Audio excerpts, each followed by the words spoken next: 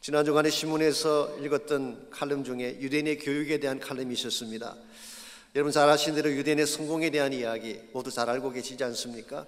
유대인의 인구는 미국 전체 인구의 2%밖에 안 됩니다. 그럼에도 불구하고 미 연방 대법관의 3분의 1이 유대인입니다. 아이비리그 대학 총장의 50%가 유대인입니다. 노벨 수상자의 4분의 1이 유대인입니다. 포브스에 선정된 400대 부자 가운데에 31%가 유대인입니다. 어떻게 그 작은 유대인의 숫자를 가지고 이처럼 큰 영향을 끼칠 수가 있었을까요? 흔히 많은 분들이 교육열 때문이다 그렇게 이야기를 합니다. 물론 그것이 틀린 말씀은 아니고 어릴 때부터 철저한 교육의 결과라고 생각합니다만은 그 칼럼에서 소개하는 또 한 가지 중요한 사실이 있었습니다. 그것은 유대인 어린아이들에게 어릴 때부터 자선과 기부에 대해서 훈련시키기 때문이라고 했습니다.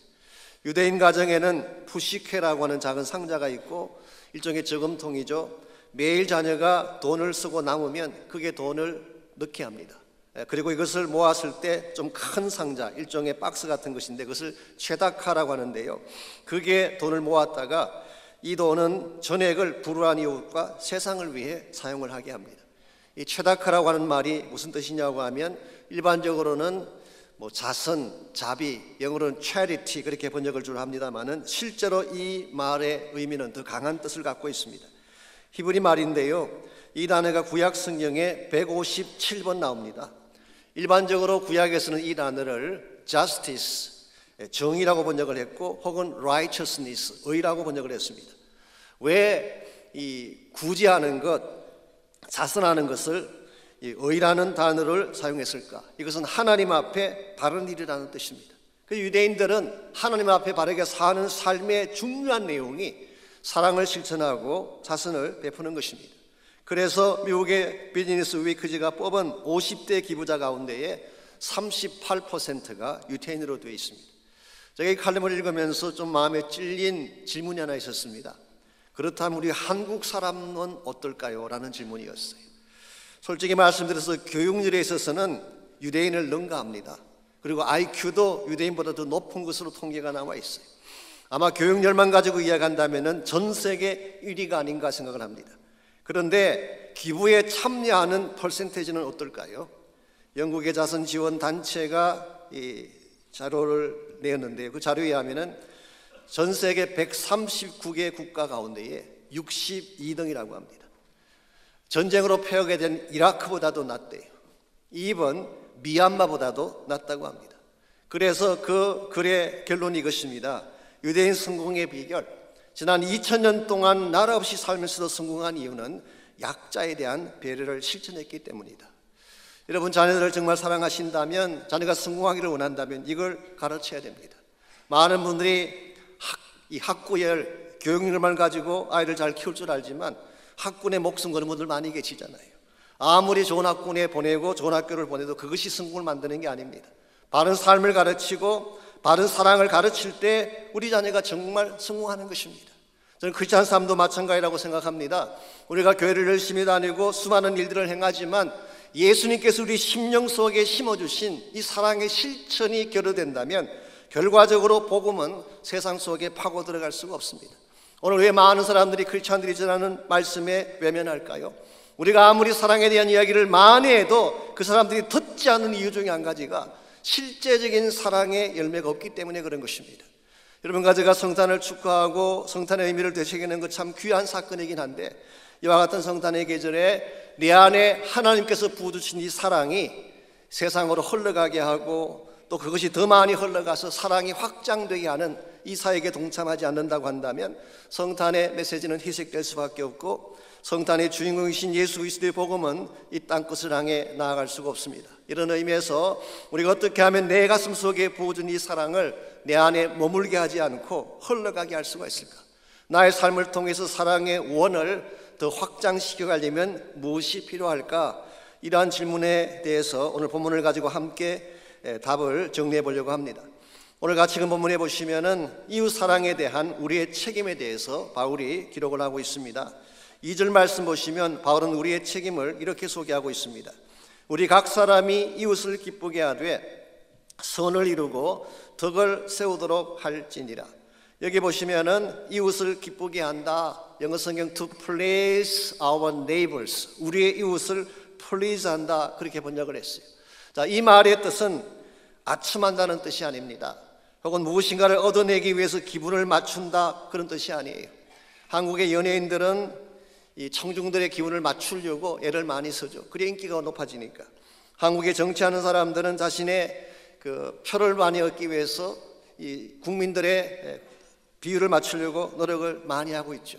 오늘 본문에서 말하는 기쁘게 한다는 것은 그런 뜻이 아니에요. 이 말의 진짜 의미는 그들의 필요를 채워준다, 혹은 felt need를 채워준다, 그런 뜻을 갖고 있습니다. 그래서 New Living Translation을 보게 되면 아예 이 본문을 그렇게 번역해서 We should help others, 우리 모두가 다른 사람들을 도와주어야 된다, 그렇게 번역을 했어요. 자, 그렇다면 우리가 도와주어야 되고 우리가 필요를 채워줘야 될 이웃이 과연 누구인가는 질문을 던지지 않을 수가 없습니다. 여러분, 과연 누가 우리의 이웃일까요? 물론 가까이 있는 사람이 이웃이라고 할 수가 있겠죠.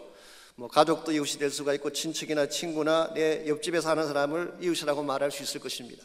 그러나 엄격한 의미에서 예수님의 정의에 의하면 이웃은 강도 만난 사람들이 이웃이에요. 누가복음 10장에 보시면은 예수님께서 우리에게 소개해 주신 유명한 비유 하나가 나옵니다. 그 비유를 시작하게 된 동기가 율법사의 질문 때문이었어요. 한 번은 율법사 한 사람이 일어나서 예수님께 질문했습니다. 선생님, 우리가 무엇을 하면 영생 얻을 수 있습니까? 그때 예수님께서 하나님을 사랑해라, 그리고 이웃을 내 몸같이 사랑해라, 그렇게 설명해 주셨어요. 그랬더니 율법사가 자기를 좀 더 의롭게 보이려고 질문을 한 번 더 던졌습니다. 그렇다면 누가 나의 이웃입니까? 자, 이 질문에 대해서 답변하시기 위해 주신 유명한 비유가 굿 스마리턴, 선한 사마리아인의 비유가 나온 것입니다. 어떤 사람이 예루살렘에서 여리고로 내려가다가 강도를 만났습니다. 옷을 벗기고 실컷 두들겨 맞고 피투성이가 되어서 거의 죽을 상태까지 됐습니다. 그때에 제사장이 그곳을 지나갔는데 그 사람을 케어하지 않고 그냥 지나쳤어요. 레위 사람이 왔는데 역시 케어하지 않고 지나갔습니다. 그랬는데 사마리아인, 그 당시 유대인들이 볼 때는 가장 저급하게 생각했던 사마리아인이 그 위험한 장소에 머물러서 그 상처난 사람의 상처에다가 기름과 포도주를 붓고 아픈 부위를 싸매어 준 후에 주막으로 데려가서 잘 케어하고 돌보았습니다. 이 말씀을 하신 후에 주님께서 질문하셨죠. 당신 생각에 누가 이 강도 만난 자의 이웃이 되겠느냐? 누가 이웃일까요?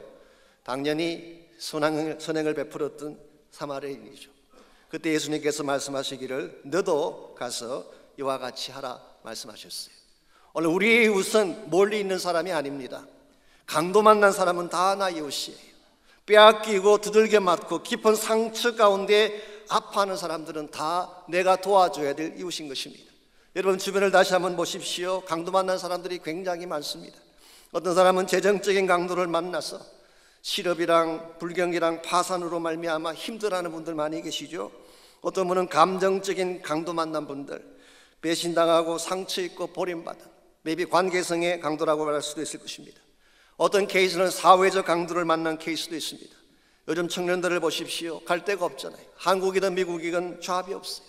이 사회가 혼란해지다 보니까 우리의 다음 세대를 세워주지 못하는 것입니다. 어떤 면에서 강도 만난 세대라고 할 수가 있습니다. 이와 같이 우리 주변에 수없이 많은 강도 만난 사람들, 이들에게 선을 이루고 덕을 세워주는 삶이 우리 크리스찬의 과제다, 그렇게 밝히고 있습니다. 여기서 선을 이룬다는 것은 do good for them, 그들을 위해서 필요한 일을 채워주는 것을 말합니다. 덕을 세운다고 하는 것은 그들을 일어서게 하는 것을 말하는 것입니다. 여기에 우리 그리스도인들이 해야 될 본질적인 사명이 잘 나타나 있습니다.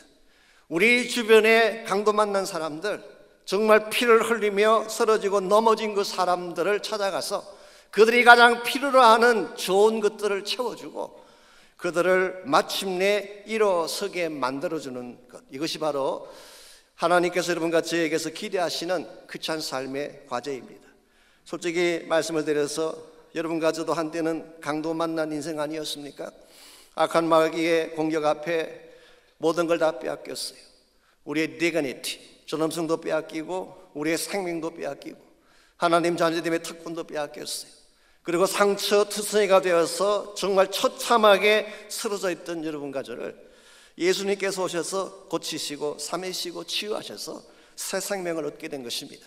바로 주님의 그 사랑이 우리를 살게 했어요. 나로 하여금 가치 있는 존재가 되게 했어요. 이와 같은 사랑을 받은 여러분과 제가 이제 이 사랑이 나의 가슴 속에만 머물게 할 것이 아니라 나의 삶을 통해 흘러가게 해야 된다는 것입니다. 그렇게 할 때에 우리 삶을 통해서 하나님의 뜻도 성취가 되어지고 여러분이 기뻐하시는 아름다운 열매도 맺게 되는 것입니다. 어떻게 할 때 우리 삶을 통해서 사랑의 원을 점점 확장시켜 나가고 넓혀갈 수가 있을까요? 오늘 본문에 보시면은 참된 사랑을 확장시켜 나가는데 꼭 필요한 세 가지 액션이 오늘 본문에 소개가 되어 있습니다. 첫 번째로 사랑을 우리를 통해 흘러가게 하려면은 이기심의 장벽을 깨뜨려야 됩니다. 이 사랑을 흘러가지 못하게 가로막는 가장 큰 장벽이 selfishness, 이기심이에요. 이걸 깨뜨리지 아니하면 사랑을 흘러가게 할 수가 없습니다. 1절 다시 보겠습니다. 믿음이 강한 우리는 마땅히 믿음이 약한 자의 약점을 담당하고 자기를 기쁘게 하지 아니할 것이라고 했습니다. 오늘 한글 번역에는 믿음이란 단어가 나오죠. 그런데 좀 작은 글자로 되어 있습니다. 왜 이렇게 표기했을까요? 뭔가 의미가 있지 않겠습니까?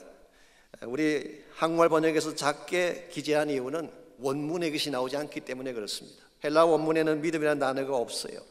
아마도 앞에서 디스커스했던 믿음의 연약한 자들에 대한 것을 15장이 받는다고 보고 문맥상 그렇게 믿음이라는 단어를 집어넣은 것 같습니다만은 실제로 헬라 원문에는 믿음이라는 단어가 없습니다. 그냥 강한 우리는 마땅히 약한 자의 약점을 담당해야 된다.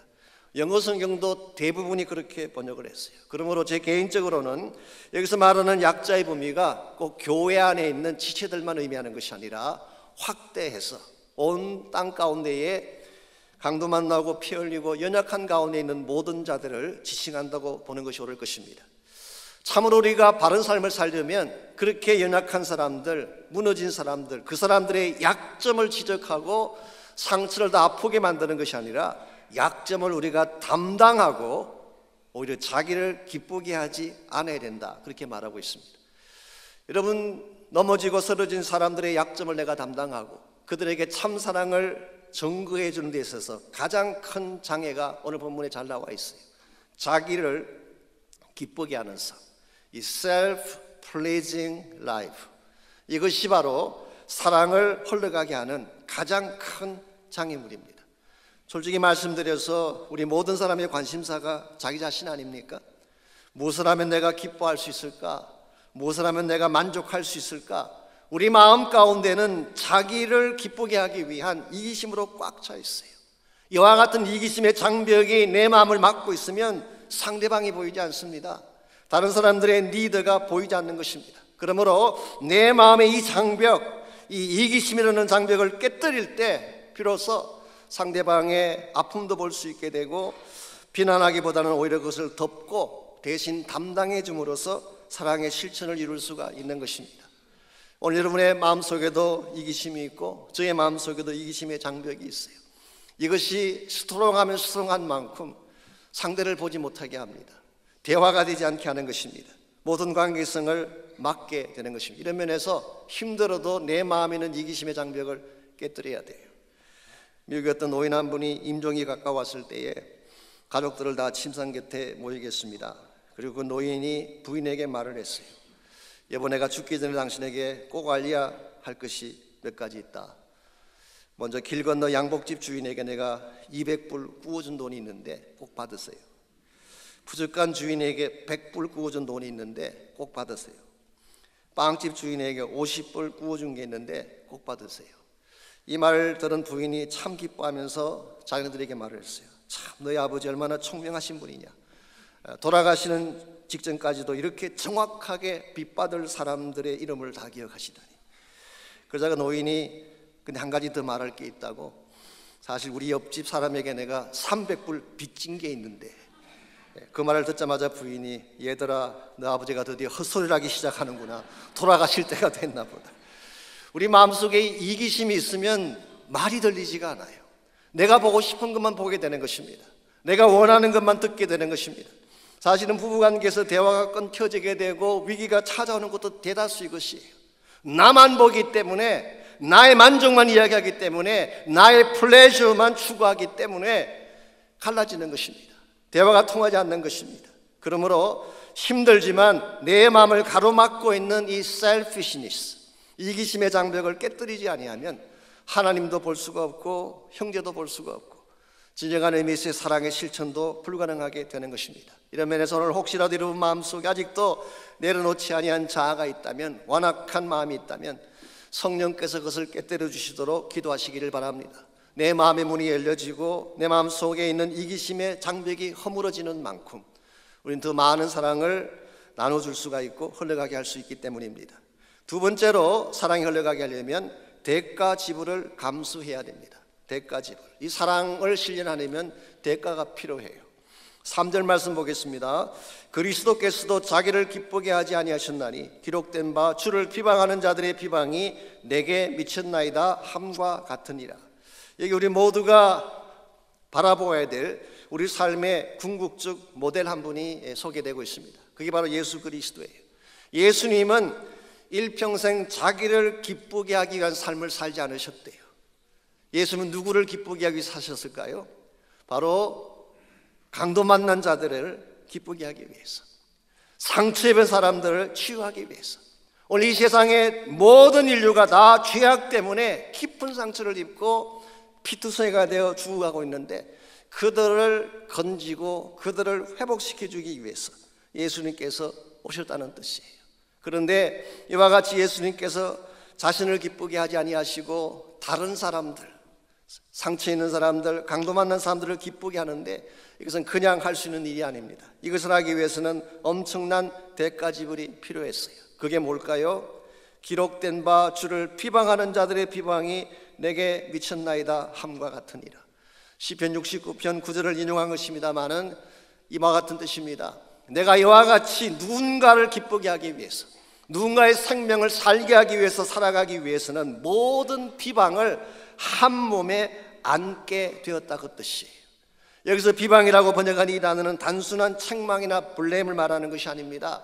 이 말 속에는 모욕과 수치와 아픔이 다 포함되어 있어요. 그러니까 영어 성경에서는, 특별히 NIV에서는 insult, 모욕이라고 번역한 이유가 여기 있습니다. 실제로 여러분께서 한번 복음서를 보시기 바랍니다. 예수님께서 십자가를 지실 때 당하신 고난과 수치가 어떤 차원이었는지, 그는 옷벗김을 당했어요. 정말 하나님의 거룩한 아들이신데 옷벗김을 당했어요. 채찍에 맞으셨어요. 뺨을 두들겨 맞았어요. 침뱉음을 당했어요. 그리고 벌겨벗겨진 상태에서 모든 자들이 보는 앞에서 십자가에 달리심으로 publicly, 공적으로 쉐임을 당하셨어요. 예수님이 당하신 이 수치는 골방에서 나간 수치가 아니라 예루살렘 주민이 다 볼 수 있는 언덕 위에서 public shame, 그리고 짓밟힌 장미꽃처럼 처참하게 돌아가셨어요. 왜 예수님께서 이와 같은 고난의 대가를 치르셨을까요? 여러분과 저를 사랑하시기 위함이었어요. 여러분, 사랑은 쉽게 이루어지지 않습니다. 진정한 사랑을 성취하기를 원한다면 대가를 지불해야 돼요. 남편 사랑하기를 원하십니까? 아내 사랑하기를 원하십니까? 참고 견디고 나를 버릴 수 있어야 돼요. 우리 너무 쉽게 사랑에 대해서 이야기하지만 실제로 사랑이 나의 삶이 되려면 여러분이 지불해야 될 대가가 반드시 필요한 것입니다. 대가 지불 없는 사랑은 가짜예요. 진짜가 아닌 것입니다. 제가 지난주 신문을 보면서 조금 가슴 아파했던 기사가 하나 있었습니다. 신문의 그 타이틀이 이와 같았어요. 의사 한 명이 없어서 무료 진료소 문을 닫게 됐다고 하는 그런 기사가 사실 중앙일보에 났었습니다. 누구에 대한 스토리냐고 봤더니 김유건 박사라고 하는 테네시주의 그 낙스빌에서 사역하시는 의사 선생님에 대한 스토리였습니다. 이분에 대한 그 내용을 조금 더 다른 자료를 찾아봤더니 원래 이분은 이북에서 태어나셔서 평안북도에 사시던 분이십니다. 그런데 6.25 때 아버지를 따라서 남쪽으로 내려오셨어요. 그의 부친 되시는 분이 북한에 계실 때 의사였었어요. 그리고 그냥 의사가 아니라 김일성이를 직접 치료까지 해주었던 그런 의사. 그래서 여러분 아실지 모르지만 부산 보건병원장을 지내셨던 장기래 박사님, 장기래 박사와 절친한 친구분이셨습니다. 그러므로 아버님도 그랬고 이분도 그렇고 아주 독실한 신실한 크리스찬이었습니다. 이 김육은 지금은 이제 박사죠. 이분이 약혼을 할 때 약혼식 주례를 장기려 박사가 해주셨대요. 그리고 나서 선물로 성경책 한 권을 줬는데 그 성경책 안에 이런 글귀를 적어주었습니다. 사랑과 평화를 사회에 전하십시오. 아버지와 주님께 영광을 돌리십시오. 앞으로 당신이 해야 될 사명이 있습니다. 하나님이 당신에게 기회를 준다면 사랑과 평화를 사회에 전하고 그리고 아버지와 주님께 영광 돌리십시오. 이 말씀이 김육은 그 당시는 형제도 그분의 일평생 사명이 됐어요. 그래서 이과대학을 졸업한 후에 원래 암 진단 전문의였다고 하는데요. 테네시주 낚시빌에서 이렇게 의사로서 일을 하시면서 1993년도에 거기에서 약 1시간 반을 차를 타고 들어가야 되는 지역에 그게 리얼 다치라고 하는 지역인데 그게 무료 진료소를 설립을 하고 지난 25년 동안 보험을 가지지 못한 사람들, 저소득층 사람들, 그리고 불체자들, 멕시칸들 이와 같은 분들을 위해서 의료봉사를 해오셨어요. 근데 지금 연세가 74세가 돼서 내년에 은퇴할 계획을 갖고 계시는데 후임자를 찾기 위해서 광고를 6개월 동안 내었는데 한 명도 어플라이하지 않았어요. 한 명도. 그래서 할 수 없이 지난 12월 14일 무료 진료소 문을 닫는다고 하는 그런 기사가 난 것입니다. 참 가슴 아파하면서 제가 스스로에게 물어봤어요. 왜 지원자가 없었을까? 만일 그 조합이 돈 많이 벌고 명예 얻고 이름 날리는 일이었다면 한 명도 지원하지 않았을까요? 아마 엄청나게 많은 사람이 지원했을 거예요. 오늘날 내가 축복을 받고 부경화를 누린다고 하는 곳에는 수많은 사람들이 몰려갑니다. 경쟁하면서까지라도 본인이 하려고 합니다. 그러나 하나님이 진짜 찾으시는 곳에는 사람이 없어요. 참사랑과 희생이 필요한 곳에는 사람이 없는 것입니다. 만일 여러분과 제가 하나님의 마음을 제대로 한다면 이와 같은 상태에 머물러서는 안 될 것입니다. 주님이 지금도 찾고 계시는 사람, 참사랑을 가지고 섬길 자를 찾고 계세요. 오늘 선교지 가서 선교하시는 분들이 어떤 분인지 아십니까? 뭐 기술이 뛰어나고 학벌이 뛰어난 분이 선교하는 거 아닙니다. 선교 전문가 전략자들이 선교하는 건 아닙니다. 이 사랑을 아는 사람들이 선교하는 거예요. 사랑 없이 나가서 일하면 일꾼에 불과한 것입니다. 일에 불과한 거예요. 여러분께서 단기 선교를 가시든 장기 선교를 가시든 참 선교 열매를 맺기를 원한다면 이 사랑을 깨닫고 이 사랑이 실천되게 할 때 그때 하나님이 기뻐하시는 열매가 맺혀지게 되고 땅끝까지 복음의 강수가 흘러가게 되는 것입니다. 이런 의미에서 참된 사랑이 나의 삶을 통해 확장되어 가기를 원한다면 1차적으로 내 안에 굳게 자리 잡고는 이기심의 장벽을 깨뜨려야 돼요. 이거 깨어지지 아니하면 사랑 흘러가게 할 수 없습니다. 두 번째로 사랑을 위한 대가 지불을 각오하셔야 돼요. 마지막 세 번째로 목적이 분명해야 됩니다. 바로 그것은 하나님의 영광입니다. 우리가 이와 같은 사랑을 실천해야 될 궁극적인 이유는 하나님의 영광을 추구하기 위함. 그래서 우리의 삶이 하나님의 영광을 향하여 나아갈 때에 사랑의 결실도 바르게 맺을 수가 있고 사랑도 실현되어질 수가 있습니다. 5절과 6절 제가 읽겠습니다. 이제 인내와 위로의 하나님이 너희로 그리스도 예수를 본받아 서로 뜻이 같게 하여 주사 한 마음과 한 입으로 하나님 곧 우리 주 예수 그리스도의 아버지께 영광을 돌리게 하려 하노라. 자, 오늘 이 말씀에 하면은 우리가 본받아야 될 대상이 그리스도 예수입니다. 우리는 그분의 삶을 본받아야 되고 그분의 희생을 본받아야 되고 그분의 사랑을 본받아야 됩니다. 우리가 진실로 그분을 본받게 되면 그때 뜻과 마음과 입술이 하나가 되는데 뜻과 마음과 입술을 하나로 만들어서 뭐하라고 하셨어요? 우리 주 예수 그리스도의 아버지께 영광 돌리게 하려 함이라. 우리 모두가 추구해야 될 삶의 궁극적 방향이 잘 소개되고 있습니다. 우리가 형제를 사랑하고 이기심의 장벽을 깨뜨려야 되는 이유, 그래서 온 땅 끝 가운데에 하나님 사랑을 선포하며 나누어야 되는 이유는 바로 하나님의 영광을 나타내기 위함이에요. 우리가 신앙생활하면서 하나님 영광 돌리는 방법은 여러 가지입니다. 예배를 통해 영광 돌릴 수 있죠. 찬양을 통해 영광 돌릴 수 있겠죠. 봉사나 섬김을 통해 영광 돌릴 수 있을 것입니다. 그러나 오늘 본문은 하나님께 진정 영광 돌릴 수 있는 또 하나의 중요한 키워드가 사랑이에요. 사랑할 때 세상 사람들이 우리가 참 예수의 제자인 것을 바로 알고 하나님께 영광 돌릴 수 있게 돼요. 하나님의 교회가 성령 안에서 하나가 되고 사랑 안에서 하나가 되어서 정말 해야 될 바른 하나님 나라 일을 행하기 시작할 때 교회의 크레딧이 회복되어지고 교회를 통해 복음과 사랑이 땅끝까지 전파되는 것입니다. 여러분과 저는 예수님이 상처받으심으로 말미암아 그분이 여러분과 저를 위해 다 지불해 주신 그 상처에 대한 대가 때문에 치유받은 존재가 됐어요. 얼마나 감사한 일입니까? 그런데 여기서 멈추게 되면 안 되는 것입니다. 우리가 상처받은 존재였지만 예수님 때문에 고침받았다면 이제 우리의 삶은 wounded healer가 아니라 치유받은 치유자가 되어야 돼요. healed healer가 되어야 돼요. 이건 저의 생각이 아니고 사실은 샌프란시스코 신학교의 제임스 에머슨 교수가 했던 이야기입니다. 오늘 많은 그리스도인들이 상처받은 치유자로 살려고 하는데 그래서 문제가 많다는 것입니다. 여러분 마음속에 상처가 남아있으면 다른 사람을 고쳐줄 수가 없어요. 그게 치유되어야지 고쳐줄 수 있는 것입니다. 예컨대 내 안에 선뿌리가 꽉 차 있는데 누굴 도울 수 있겠어요? 선뿌리가 꽉 차 있으면 거기서 선뿌리가 튀어나올 수밖에 없어요. 내 마음 깊은 곳에 상처가 남아있으면 상처를 토해낼 수밖에 없는 것입니다. 그러므로 정말 내가 누군가를 도와주고 누군가에게 치유를 주려면 내 안에 있는 상처가 먼저 치유되어져야 돼요. 그래서 heal the healer, 상처를 치유받은 치유자가 되어야 됩니다. 여러분 가정에 예수님을 나의 구원자로 영접하는 순간 예수 그리스도의 보배로운 피가 여러분의 모든 상처를 치유하신 줄 믿습니다.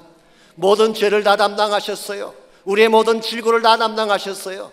그분의 채찍에 맞고 죽으심으로 말미암아 우리의 모든 병과 저주와 형벌로부터 자유케 됐어요. 이게 우리의 삶이 됐어요. 우리 모두는 치유받은 존재가 된 것입니다.